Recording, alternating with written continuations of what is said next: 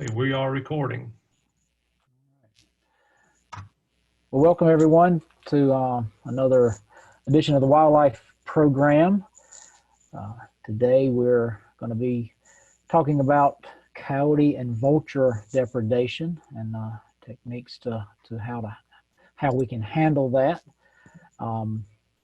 This is a collaborative effort with several agents. I'll let each agent introduce themselves if they would like to. Paul Westfall was sort of the one that put all this together. He started the ball rolling on this. Had a lot of help from a lot of people. I'm Paul Westfall, I'm the County Extension Director of Granville County. Happy y'all are all joining us today. I think Paul McKenzie's with us again today. Hi, everybody. I'll be brief because there's an echo. I'm Paul McKenzie in Vance and Warren County. And we have a guest with us today, Savannah Lauer, Extension Agent in Moore County. All right. Welcome, Savannah. I think Kim Woods has joined us. Hey everybody, I'm Kim Woods. I'm the livestock agent in Person in Granville County, and glad you guys could join us today. All right. And I'm the horticulture agent from Granville and Person counties. And again, welcome. We will ask if everyone will please stay muted throughout. Just helps to cut down on background noise throughout the presentation. So we will, if you have questions, please put them in the chat as we've been doing, and we will get to those. And then at the end, if you have any, we could unmute and ask them there at the end. So we'll just hold questions till that time. Today we have Jonathan Coyote with us from USDA Wildlife, APHIS. Jonathan has been with USDA Wildlife for about 2 years now, and he is actually in Granville County, but he covers a large area around, so he's very, very knowledgeable in different aspects of wildlife, and look forward to hearing him speak today on how to help us control the depredation of coyotes and vultures. So Jonathan, I'm going to turn it over to you.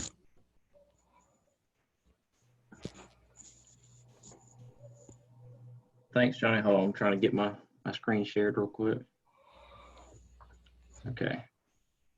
All right, so like Johnny said, I provide wildlife damage management services for Granville, Vance, Person, Franklin, Warren, and Wake counties. And what we do is we try to help landowners, businesses, government agencies reduce conflicts with all different types of wildlife, whether it be vultures, coyotes, beavers, just about anything, snakes to geese. So we're going to go ahead and get started with the presentation today, talking about, let's see if I can get the presentation to work. Okay, coyote and vulture depredation. We're going to start off with vultures. And the main thing to know is in North Carolina, we have two main types of vultures. We got the turkey vultures and black vultures. And most of our issues come from black vultures. They're more aggressive. They're the predatory species of the two. What you see on the side of the road most of the time eating roadkill, they're going to be your turkey vultures. What you see on cars, homes, attacking livestock, small animals, those are going to be your black vultures. So some of the damages that vultures cause, first of all, they're a disease threat to livestock and humans. Their fecal matter carries E. coli, and having that on homes and cars is never a good thing. Oh, excuse me. Some of the other stuff they can cause is destruction to residential buildings. For some reason, they love to pull shingles off of a roof. There's no, I mean, it doesn't benefit them any besides the fact that they just like to do it. They also have a highly acidic stomach acid. So when they're on the roof and they're crapping and doing their business on the roof, that acid will actually eat away at the materials that most shingles are made out of, and even tin buildings, the metal roofs, that acid material that they excrete will chip away at the paint and cause rusting, and then you got holes in your roof. They can also cause damage to farm equipment, cars, and other type of vehicles. As y'all can see in the picture down here in the left corner, there's something about those rubber seals around doors, windows, and on windshield wipers. They love to pull that stuff off just to be aggravating. Like I said, they don't build nest out of it or anything. They just like the texture of rubber. And once they find a spot they like, they'll start ripping it off of cars. They're also predatory to newborn livestock. So y'all can see in this picture on the bottom right hand corner, those black vultures are sitting there waiting for an easy meal with that newborn calf. And then some of the other damages they cause, like I said before, the feces at roof sites. If you have a roof site behind your house, you're going to know it. There's going to be a strong ammonia smell. And then also radio and transmission towers. They'll get on those towers and just, y'all can see in this middle picture, they'll loaf around. They just like to get up there so they can daylight, dry their feathers out, and get sun first thing in the morning. And when they're up there, they're excrementing their bowels and crapping all over the equipment, causing a safety hazard for workers, and they can run into, hold on one second. Thought we had something in the chat. Can't see it. Well, we'll get to the questions later on, but they can also, at power plants, if they're flying around, they can get hung up in transmission wires and cause blackouts and power outages. So some of the options a landowner has for managing vultures around their property is, the first couple of things are elimination of food, habitat management, and decorative effigies. The habitat management goes along with elimination of food and decorative effigies. And the main thing with that is, if you have vultures around your house and you're feeding animals outside, take the time, just like if you have wild cats out, feral cats outside your house, just try not to feed them outside. Or if you do want to feed them, just put the food out. Once they get done eating, throw it away in a closed garbage can. Don't leave. If you're feeding your pets outside and the food gets soggy and wet, just go ahead and throw all that away. Don't leave rotten food outside. And another thing with compost bins, something with all that food rotting together, they're attracted to it. So if you do have a compost bin, keep it locked up, or if you have a compost pile, try to take the time to mix all that compost together under the ground, because they won't dig for the food. If it's just laying out on top of the ground, they'll come scavenge it. And then we can hang decorative effigies, as you can see in this picture down here in the bottom. But we're going to go more into depth into all this in the later slides. The other things we have is spraying with water, pyrotechnics. These are all harassment techniques. So if you already have a problem and they're already there, at your house and established, these are some of the things to do to persuade them to leave. And then in the later slides, we'll go into the shooting, track, and trapping. So the first thing is elimination of food. You can see this dumpster, there's trash thrown all out. But one good thing with this picture is they did close the dumpsters. I go to many subdivisions, the dumpsters are wide open and they smell really bad. People have been throwing rotten garbage in there and just not taking care of it. And then, as I said before, this picture right here with the dog, these people probably haven't cleaned up the dog crap around the dog house, and there's probably rotten food out there around the dog. Even though we like to give our dog food scraps, sometimes it's better just to go ahead and throw those scraps in the trash, or if you do feed your dog a leftover steak or something, once they get done eating it, just go ahead and pick all that up and throw it away.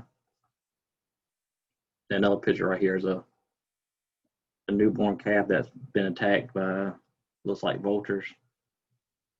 And the main thing with that is just discard of it properly. Don't leave dead animals out in your field. All right. So some of the harassment techniques are, you can try these Mylar balloons with these eyeballs on them. They're pretty cheap. You can get them off Amazon. The owls, they sometimes work, but wouldn't be a go-to option. And then you have your coyote decoys. I've had a restaurant in downtown Raleigh that had vultures, like in this picture right here, around the trash bins, coming eating trash. And what they did was they cleaned up all the trash, started locking the tops down when they left, or every time somebody threw some trash in there, they would close the tops, and they sprayed the area with a diluted Clorox mix to kind of keep the smell down. And they put one of these coyote decoys out, and the vultures were scared of the coyote decoy and didn't come back. The next thing is pyrotechnics. This is a little bit more invasive to the bird. They're pretty cheap. I think I have the website cited at the end of the presentation. But basically all it is this is a cap gun on the left, and it shoots these things called screamers out. As a kind of, you imagine a Roman candle or a little firework. It shoots them up into the air and makes a screaming noise as it goes up into the air. And these are pretty cheap. If you have vultures around your house or place of business, you can buy one of these under $100 with the caps, the gun, and the pyrotechnics. But the main thing with these is, if you're inside city limits, you have to get permission from all the proper people, like the police station. Let them know. You may have to get written permission, or they may not even let you use these because they're pretty loud and they sound like a gunshot going off. The next thing, and this is the main thing I recommend for people, try it first for vultures after cleaning up scraps and stuff in their yard, or closing trash cans and keeping the areas clean, is to hang vulture effigies. And this right here, the picture on the left, is a effigy we hung on an apartment complex. And you can see that roof material they have there is a rubber roofing material, and the vultures are getting up there, tearing that rubber off and causing the roof to leak. But we hung 2 of those effigies up, and the vultures left. There's another picture on the right here. Vulture effigies hanging on a water tower. The vultures are coming up there, landing, excrementing on the tower, and it was, I believe that tower was above, there was a playground off to the left of that tower that had, I mean, it was children out there playing, so they could smell the ammonia and all the fecal matter was dripping off the tower. But I have here they can be cost prohibitive because the USDA can provide landowners with these effigies, and they're taxidermy birds that we've shot off of the airport or another site where the birds just weren't leaving. But people have also taken, what is it, turkey decoys. You can find those at any Walmart or sporting goods stores. Just spray paint them black and hang them upside down around your house and around your place of business. And a lot of times that'll take care of the problem. With these, they need to, as you can see on the water tower, you can see on the water tower, and we're placed on top of the apartment complex. They need to be high in the air so the vultures can see them before they land. The vultures need to be able to see the effigies as they're flying in, not after they land. And then, let's see. Okay. So what I recommend doing is first cleaning up the area, making sure there's no rotten food laying around, no open trash cans. Just keep the area as clean as you can. Spray everything down with the diluted Clorox mix to keep the smell down. And then if that doesn't work, go to your decoys, your Mylar tape, Mylar balloons, your effigies with the Coyote decoys. And then to step it up a notch, your pyrotechnics, noise makers. People have used air horns like you can get at any boating store, those horns that you use for boats whenever they're in distress. Anything to make a lot of noise to scare the bird away. And then the actual vulture effigies, which when they see their kinfolk hanging upside down off of a water tower or top of a building, they start to associate that area with danger. And the effigies mixed with pyrotechnics, it sounds like they're getting shot at. They see a taxidermy bird or some other kind of decoy that resembles a vulture hanging up there, and they think that there's dead birds hanging there, so they don't want to be around when they think they're going to get shot. The next thing that's a little more invasive, and we use this as a last resort. So after everything else fails, after cleaning up the site, doing the harassment with noisemakers and effigies, we can go to shooting, which, as a landowner and business owners or government agencies, this does require a permit. You can't just go outside and start shooting vultures, or you're going to get a visit from the game wardens and it's going to be a heavy fine. But if you do have vultures depredating your livestock, as in this photo on the left, or if you're near an airport and they're causing a safety concern for the airport, you may be able to get a permit. And most of the time you only have to shoot one or two vultures, and they'll get the idea and go find somewhere else to eat. And to get a permit, as of right now, I think they're fairly cheap. They're only about $20, but it is a lengthy process to get one. What you have to do is I have to come out, make sure there's actually a problem, and make sure we're taking the appropriate steps beforehand, trying to clean everything up and try all the non-lethal techniques first before we'll actually issue a permit. and we have a biologist in our state office that handles all the permitting processes. So to get a permit, you'll call me out. I'll take a look, make sure we tried everything else first, and then we'll go to see if the permit is actually needed. And I'll have all my contact information at the end. And then the next thing, if shooting just 1 or 2 birds doesn't help the problem, and we tried everything else beforehand, we'll go to trapping. And for most people, this is going to be cost prohibitive. This only works where we're the only agency able to trap vultures. So at a power plant, or let's say in town somewhere, you got a couple hundred vultures in town that are, or in a subdivision that are causing problems for the whole subdivision. We can come in after we've tried everything else, and we can remove a certain portion of the population just to get the numbers down.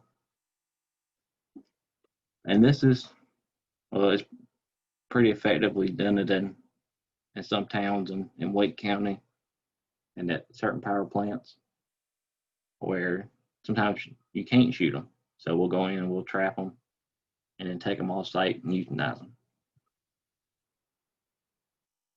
Let me see if I can pull up. I'm not going to that yet.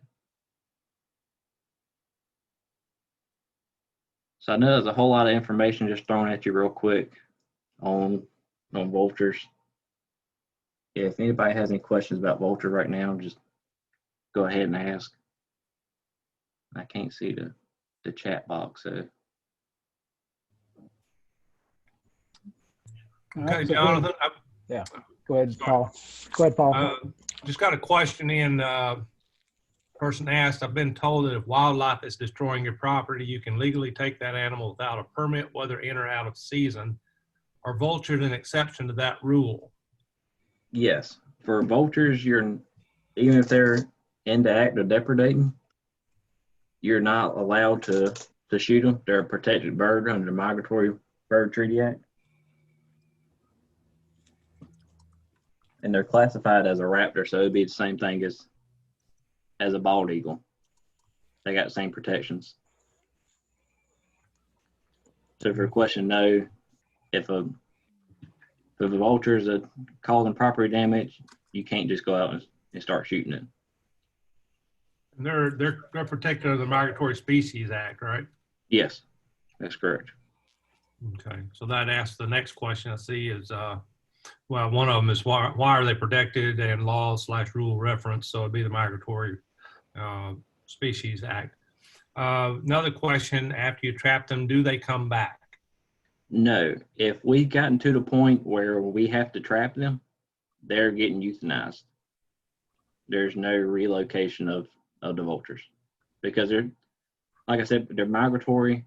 So if let's say we moved them from Granville County and we took them to the mountains, to Ashe County, sooner or later, some of them are going to find their way back. And then earlier we had a question about effigies for vultures. How's that process work? Somebody thought you had to have a permit, but it was not on the list that you showed that you had to have a permit to do. No, you don't have to have a permit to hang a vulture effigy. And there's people can hang, like I mentioned before, turkey decoys, just spray paint it black. But to get an actual dead vulture or a vulture effigy that we taxidermy, they can give me a call, and there's a little bit of paperwork they have to fill out, and then we can come out and hang up a dead bird that's not taxidermied, or we can get them an actual taxidermied vulture effigy that they can use. And those are good for, they can hang them up. If the vultures leave, take it down, store it, and hang it up again if the vultures come back. But there's no permit per se to get an effigy. They just have to contact us and we can provide one for them. Yeah, and there is a fee for that, right? Yes, there is. for the actual taxidermied effigy, it's $250 per effigy. And then for just a dead bird, there's just a cost of coming out there and hanging it up. If the landowner can hang it up themselves, then there's really no cost to it. Okay, and then we also had a question about black vultures eating roadkill. They do eat a lot of roadkill, right? Yes, they do. Yeah. When I said that about the turkey vultures, I was just trying to get the point across that most black vultures, I mean, they're a vulture. They're going to eat carrion, dead animals, and they will eat the roadkill. But most of the time, it's turkey vultures that you'll see, like one or two huddle around a dead animal on the side of the road. But the main problem that people have with vultures comes from black vultures. The turkey vultures aren't going to roost in big numbers around your house and aren't going to be the ones out there crapping all over your stuff. Yeah. And one last question before we move on to the coyotes. Had a question, what is, if any, the relationship between vultures and large crow groups? You know, like a murder of crows. I don't know. That's a good question. I've never seen them interact with each other. I don't know if that's what they're asking. I mean, most of the time when you have a big flock of vultures, they'll steer clear of the crows because the crows are more protective and they're more agile in flight. So a lot of times the crows will attack the vultures. They'll fight over roadkill. And the question says, yes, they've had both groups hanging out. Oh, So, the crows and the vultures? yeah, that's what their chat message says. Okay. It's interesting. All right. I think we've caught up on the questions now, Jonathan, so. All right, well, we'll move on to coyotes. All right, coyotes. So we'll start by preventing conflicts with coyotes. And a lot of this will relate to vultures. The main thing is securing garbage in containers with tight lids. And this says take the garbage out the morning and pick up, but most of us know that's not possible. You just take the garbage out to your garbage can whenever it's full in the house. But main thing is, just like wild dogs, or if you had raccoons or something around your house, just keep the garbage locked up so a stray coyote can't find that garbage and then start eating on it, because then they're going to associate your home or place of business with food. Another thing, don't try to feed or pet coyotes, even though they do look like dogs. Once you start feeding a coyote in your yard, let's say even if you don't have any livestock or small pets, your neighbor could, and then you're just getting that coyote habituated to humans, and they're not going to fear food next door to your neighbor's small little dog, and then try to attack that dog because it's not scared of humans anymore. And then, let's see, protect small pets, keep them inside, yeah, and make sure you keep your dogs leashed. I know out here in the country, we like to let our dogs roam free in the yard, but it's not really a good idea to have. I mean, if you had a lab or something running around, that's one thing, but if you have a little small dog, a coyote can pick up a little 10-pound dog and just carry it away like it was nothing. So the main thing is, if you're walking your dog outside, keep them leashed or put them in a fenced-in area. Another thing is install coyote-proof fencing around your home. I know that might not be feasible for everybody, but I mean, you can get a cheap dog runner if you have to leave your dog outside for a few hours or something. Let's see. So before we get to the next few slides, I want to go ahead and mention that some of them may be graphic, and it's just to show the difference between if you have coyote problems or if it's actual pack of wild dogs, and what the difference is in how they attack animals. So the first thing to know if you actually have a coyote problem is it a coyote or is it something else causing a problem? So here you can see, I believe this is a cow. There's tears in the skin right there, and that was caused from barbed wire. The landowner thought that they had a coyote problem, but it was just tears in the skin from fencing they had laid over somewhere. Next thing you see right here, claw marks, so you can tell the difference in if the animal scraped by a tree, barbed wire, or something else compared to actual claw marks.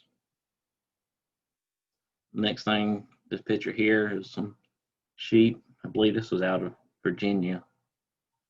There was multiple kills and none of the animals were fed on. So that made us believe they're dogs doing the killing. Because the way a coyote works is if they're going to kill something, they're not going to go through all that trouble to take down that animal and waste that energy just for fun. They're going to eat on it. So as you can see here with the throat kill and the actual feeding, we conclude as a coyote attack. Like I said before, the coyote's not going to go through all that energy just to take it down and not feed on it. Here's another picture of coyote feeding on animals. I think I showed this picture before. It was a newborn calf, and this was not a coyote feeding on this animal. It was vultures, and it's just another iteration of vulture. Black vultures can be highly predatory and attack small livestock, especially if they're injured. So the main things to combat coyote depredation, especially with livestock, is to have a guard animal. And I think these are alpacas, or I believe they're alpacas. I'm not too caught up on my guard animals. And then we have donkeys here and a guard dog down there in the bottom. And this will, if somebody has a substantial number or even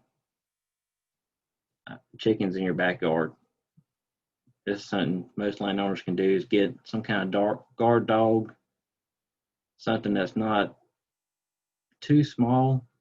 Some probably about lab size would be the appropriate size for a guard animal. And then we'll go to fencing and exclusion. As you can see, here's a sheep, 2 coyotes right outside the fence. If you're going to be raising sheep or any kind of small animals such as rabbits or chickens, I know we all love free-range chickens, but one thing to make sure is make sure you have the appropriate fencing to keep out predators, because the coyote will, I mean, if that fence wasn't there, that sheep wouldn't be there anymore. So, I mean, most time people can put up this square wires available at most farm supply stores. And then flagging. They've done some research with flagging out west for wolves. I believe this picture was taken from Oregon, and it seemed to work.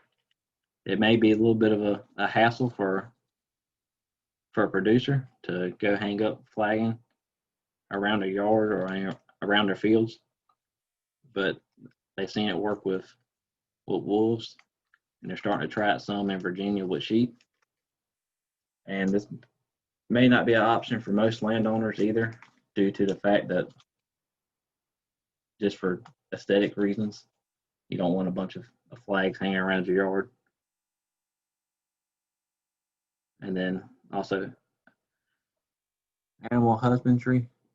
So if you can, bring your animals inside at night, especially small dogs, cats, or in this case, sheep. And I know it won't be possible with cows and other livestock like that. Let's see. And then harassment.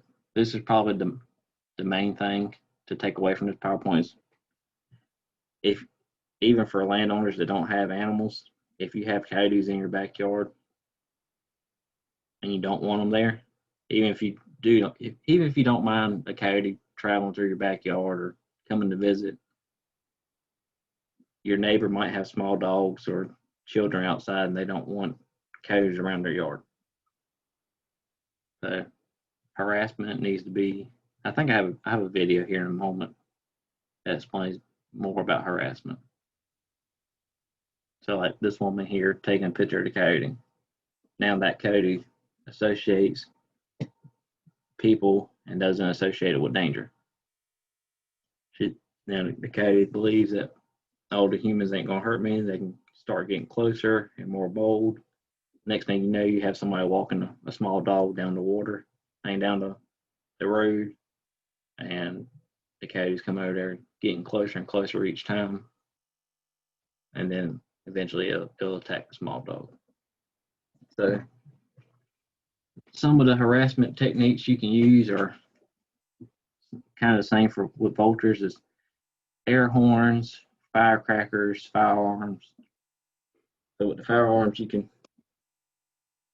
have to be safe with it. Just don't go out there and start shooting in random directions, and don't hit the coyote, but just kind of shoot in a safe direction just for that loud noise. Same thing with firecrackers. Don't throw it at the animal so the animal will get hurt. Just kind of throw it in the opposite direction, just so they get the idea that, hey, every time I come close to this house or this person or the barn or the animals outside, this noise happens and it scares them away. That's the thing with water hoses. If you have coyotes coming into your yard, just take a water hose out, start spraying in their direction, try to irritate them, associate your home or your barn or whatever with something negative. And make sure the coyote can see you when you're doing these things. Like if you have an air horn, don't stand inside or behind the building something where the coyote can't see you. Make yourself known to the coyote. So they associate you with danger. Let's see. Before we get into the lethal techniques, I'm going to play a video about harassment.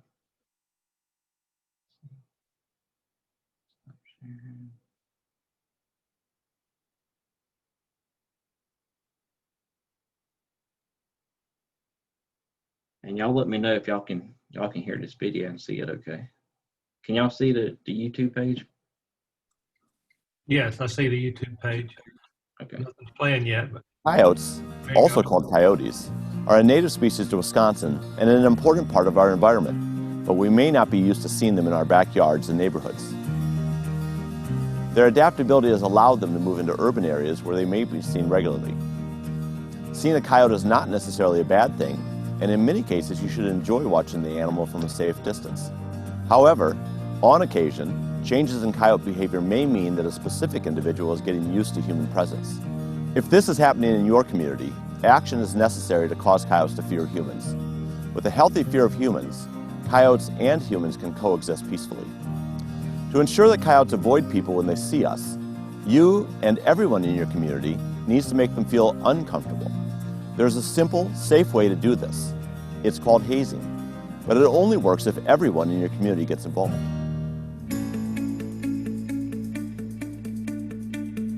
It's important to know that the coyote is more afraid of you than you are of it.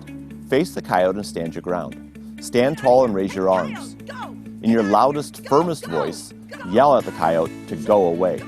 Get out of here! Go! Go! Use noisemakers like pennies in a soda can or a whistle. Go! Go! Shoot! Throw sticks, rocks, or other objects in the direction of the coyote, but do not throw food, and do not throw any of these objects directly at the animal. Squirt the coyote with a hose.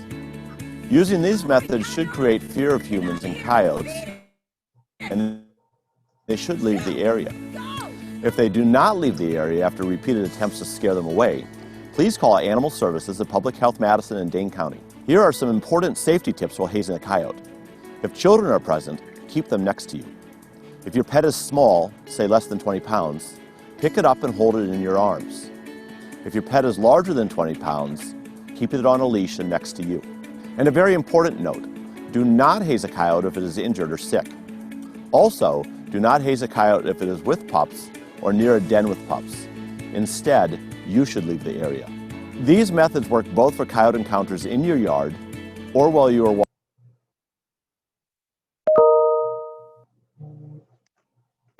Okay.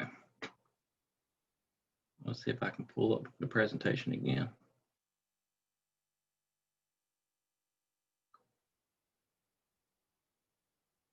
Okay, and like the guy said on, can y'all hear me?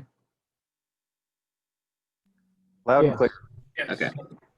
All right, like the guy said on the video, if the coyote looks sickly or rabid and is not responding to your harassment, don't continue to harass the animal. If it's rabid, it may try to attack you. So in that case, basically just the best idea is to back away and let that coyote move on. So next thing we'll go to is lethal techniques. And like with vultures, it's kind of a last resort scenario. You want to try everything else first. The fencing, exclusion, harassment to make the coyotes not want to be there. And most of the time, most coyotes will leave you alone, leave your animals alone. It's mostly just one or two coyotes that get habituated to humans and start to feel safe around people. Those are the ones that are going to be causing the problems, eating your livestock or having unwelcome visits in your yard. So, and North Carolina, I think I'll go into it more here in a second. So we'll start off with trapping. So to trap coyotes, you have to have your trapping license, and it can be pretty costly to get all the traps together, get a trapping license, and to get everything situated so you can actually trap them. But they can only be trapped during the regular trapping season by a licensed trapper, unless you call a wildlife damage control agent. And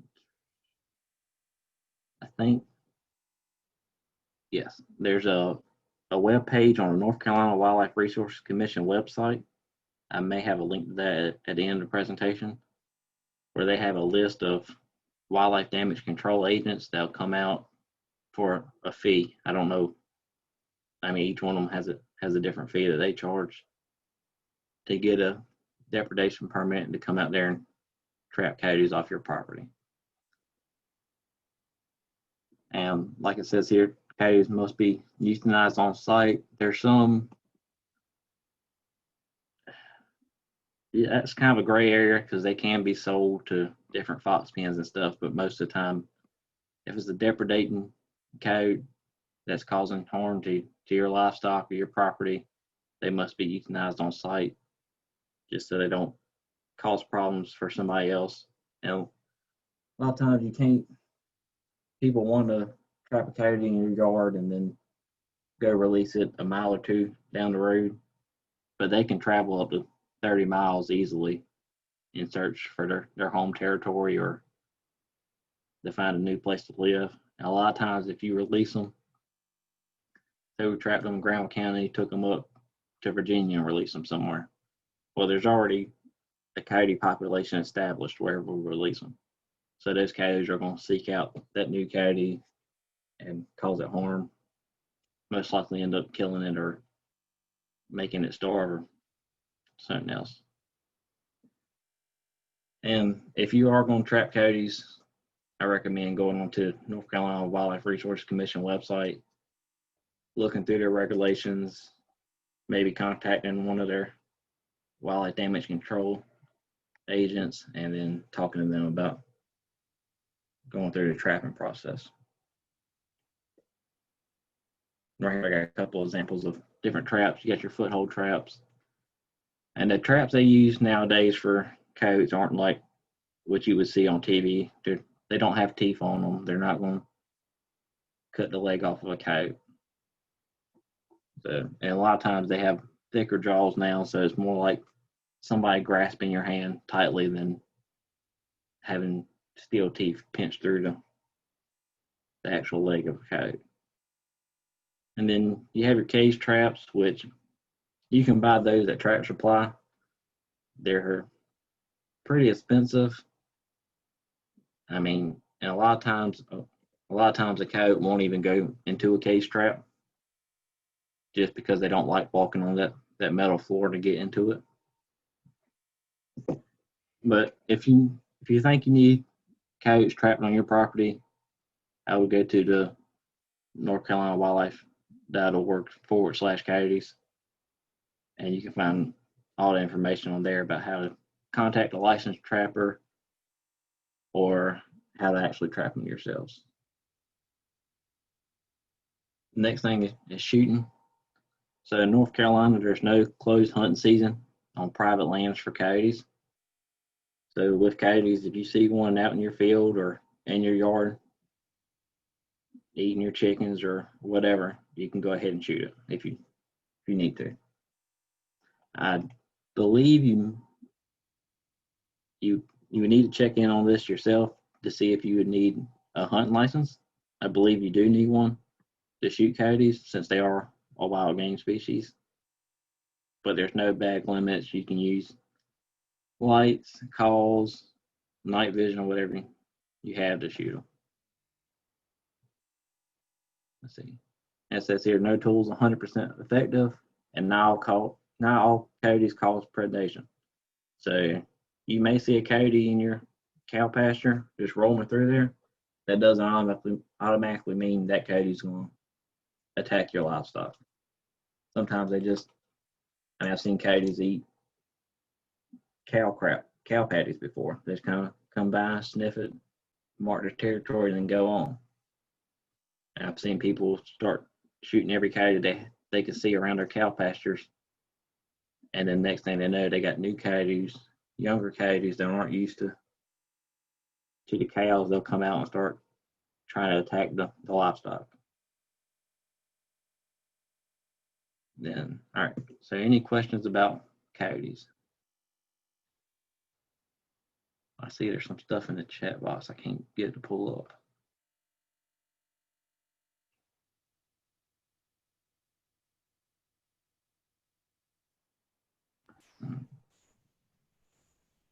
Was there any questions on coyotes? Paul, if you'll unmute, I think you're muted.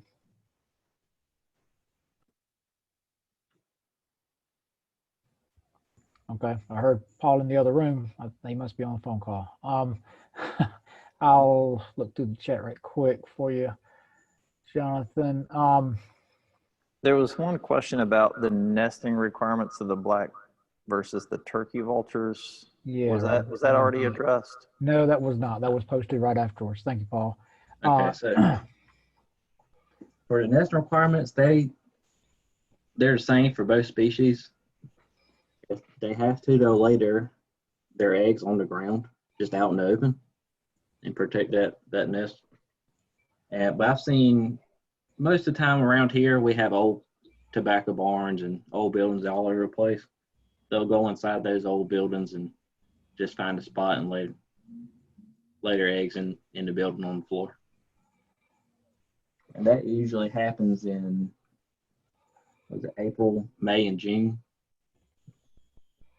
are the months that they usually lay their eggs. So you're more likely to see them inside different buildings that time of year. All right, then we had a question about coyotes. if you put a fence up to keep coyotes out, how high can a coyote jump? How high does the fence need to be? I mean, they can probably easily jump 5 foot to get over a fence if they really wanted to. And they can also dig under a fence just as easily. So what I recommend is having a square wire fence and then running a strand of electric wire off the outside of the fence on the top and the bottom, just so if they do try to jump over it, they're going to get hit with that electric shock.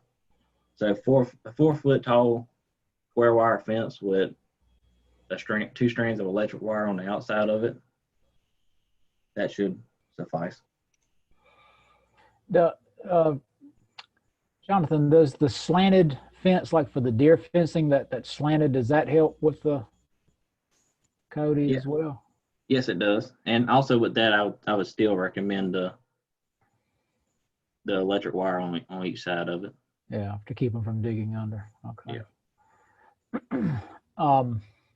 Gentlemen, just made a note that it is difficult to trap coyotes. It's more difficult to trap than some other animals are. So I'm just recommending someone that has more experience in trapping if you do have a coyote issue. And very good comment. Appreciate that. Yeah. And I mean, if you don't know what you're doing, trying to trap a coyote, you can educate that coyote really quick and then cause more problems for somebody else down the line. So I would highly recommend going on to the North Carolina Wildlife Resource Commission website and getting up with one of the licensed trappers on that site to have them come out and do it. All right. Michael Meehan just commented that some studies in Georgia have shown that coyotes kill 50% of deer fawns. Well, they're opportunistic species.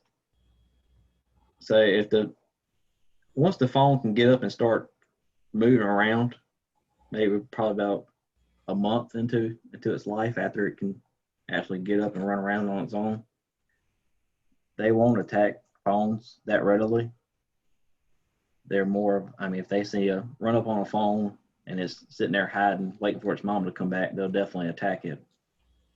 But they'll much rather go after something easier to eat. So if that fawn can get up and start running away from that coyote, the coyote thinks in its mind it's kind of I don't know how to say it. They're not going to spend the energy to chase down a deer when they can go eat blueberries or blackberries. They're not going to waste that extended energy, but they definitely will go after fawns. All right. Carol Carter asked if you have a whole pack of coyotes that stay around cattle areas, how easy is it to get rid of them? And if you have a trapper who knows what he's doing, a lot of times they can trap that pack out within probably about a month and a half. Just by the way they move, they can go through an area 2 weeks and then not come back to the area within the next 2 weeks. But if they're there and they're staying around, it should be fairly quick for a competent trapper to come in and remove that pack. But with that being said, if those coyotes are there and aren't causing a problem to the livestock, it's best just to leave them there, because you may remove that pack and a new pack comes in, and then those coyotes want to kill every cow that's out there. All right. Another question is, you hear people say that coyotes pack up and others say they do not run in packs. Is there a definitive answer on this?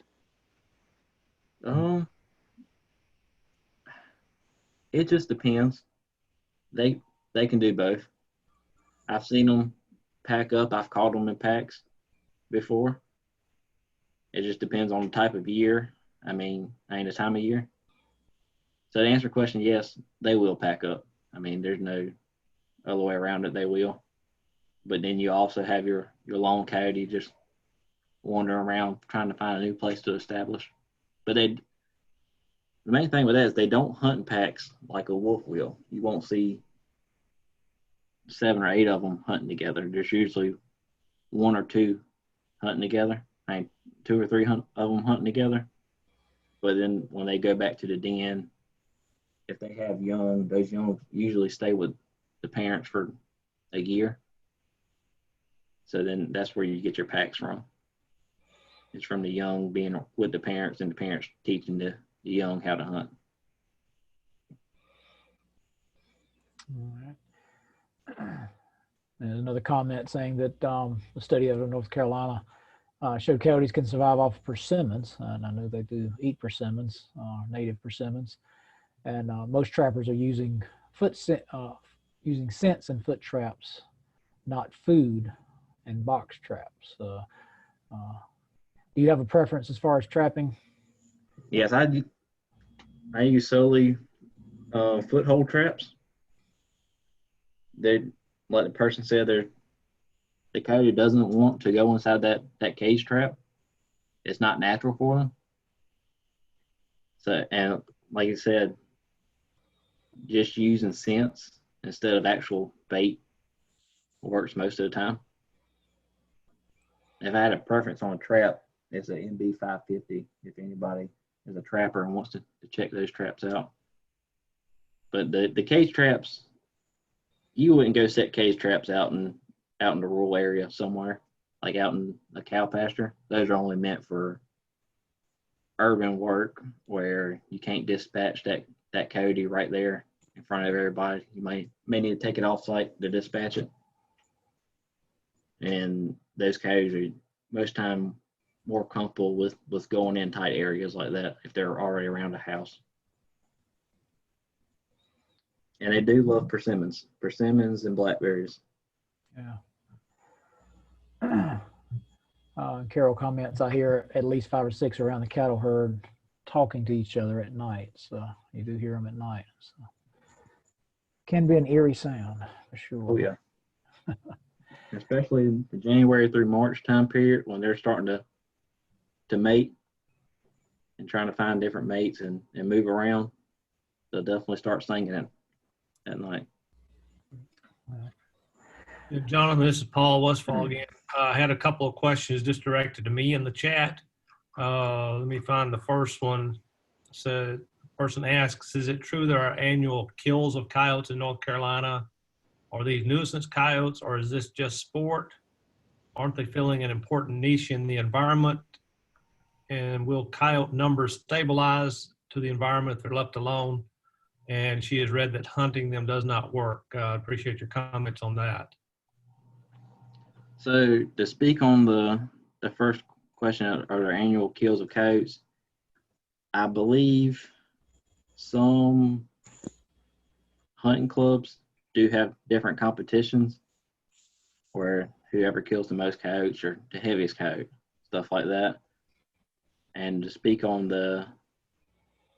could you reread the last couple of questions? Sure. Well, I'll read this one and then go to the next one. Are these nuisance coyotes or is it just sport? I'd say it's a balance of both. Yeah, most of the time it's a balance of both. There's a need for different livestock producers. They need to get those coyotes out of there for their livelihood, and it's a mix of that and sport. And then to speak on and most of the time, the only thing I'm talking about here is just nuisance coyotes, and not the sport hunting of them. That's a whole different subject. I'd say they do have a niche in the environment. Yes. But their environment can be both urban and rural. So they'll stabilize, but you'll find them everywhere. Yeah, and they're taking over the niche for red wolves when they were basically killed off in the eastern part of the United States. So the coyotes moved in from the western states. So they're not necessarily native to North Carolina, but they are fulfilling a specific niche, and we do need them in the ecosystem. It's just we don't need them in our backyards attacking our dogs. Right. or other livestock. I'll move on to the next question I got privately. It's, does your organization interact with Department of Parks and Recreation, NC Parks?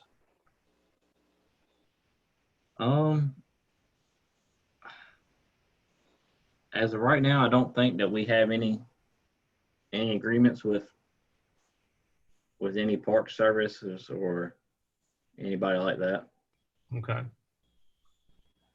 Let's see, let me scroll through here a little bit more.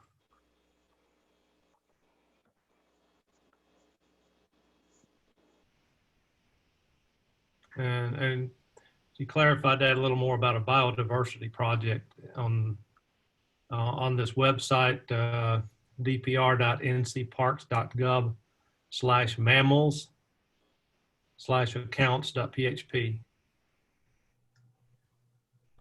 And you said you weren't aware of anything. Yeah. Okay, I think that covers all of them that I've seen. Jonathan, would your agency be available to consult with a state park that had questions or issues with coyotes? Yes. So even, I mean, state parks, even if a landowner in a subdivision, I mean, anybody that has any kind of issues with coyotes or vultures or anything else, it's no charge for us to come out there, consult with them, get them any information they need.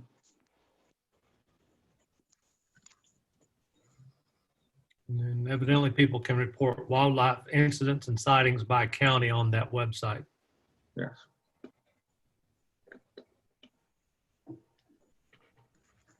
Okay, are there any other questions? If you want to unmute and just ask or put it in the chat now, that'd be great.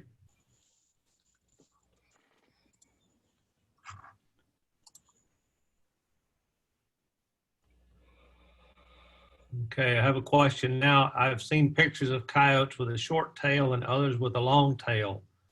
Are there different tail lengths in North Carolina?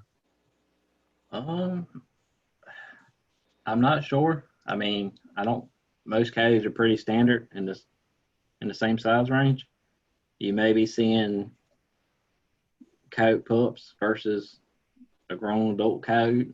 They may have injury to their tail in the past where something happened and half the tail might just fell off from some kind of infection or something like that. But most of the time, there's no subspecies of coyotes with long tails or short tails in North Carolina. Thank you for that. And then let me ask this question. Some people may have thought about it but not asked. Do coyotes interbreed with domestic dogs? That we can debate that until the cows come home. I'm going to say no on my personal opinion of that, because if a coyote can see the coyote interacts with a dog, most time it's negative. They're there to harm that dog. But there are some people who claim that they interbreed, and there's some information out there that may state otherwise, that they do breed together. But what I've found is most times if a coyote interacts with a dog, it's there to harm it. That's my thought too. I've been wondering why they would change their mind, suddenly. Yeah, because in their eyes, that dog is competition in their environment, and it's competing for food and resources. Right. And Johnny and I have seen a video taken in the city of Raleigh where a little dog was let out at night. The coyote came and lured it away, and the little dog never came back. So Yeah, that's and a lot of times, if they're hunting in pairs, there's most time a female and a male. That female will go up there, get the dog's attention and lure it away so they can attack it off away from where it feels comfortable at.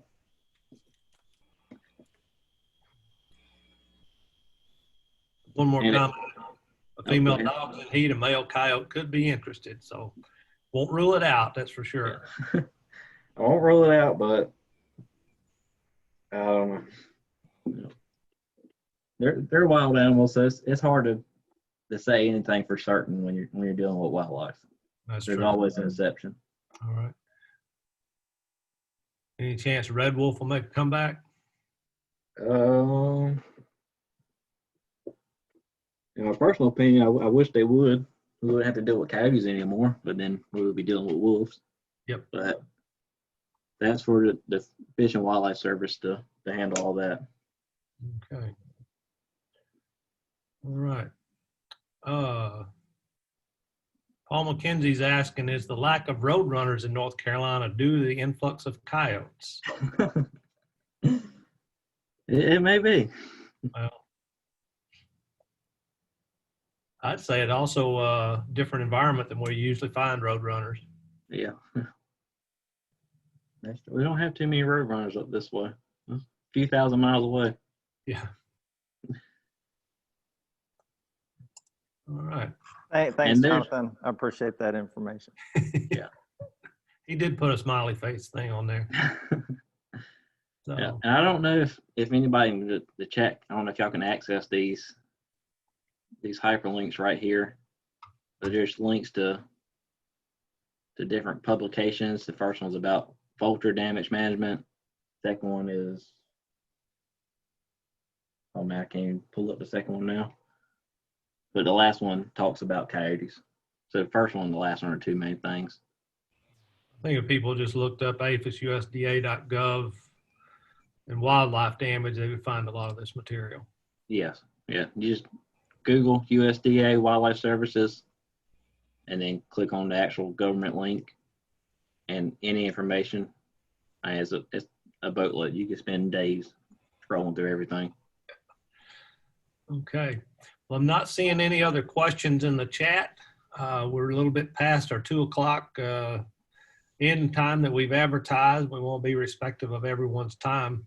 Thank you all for joining us today.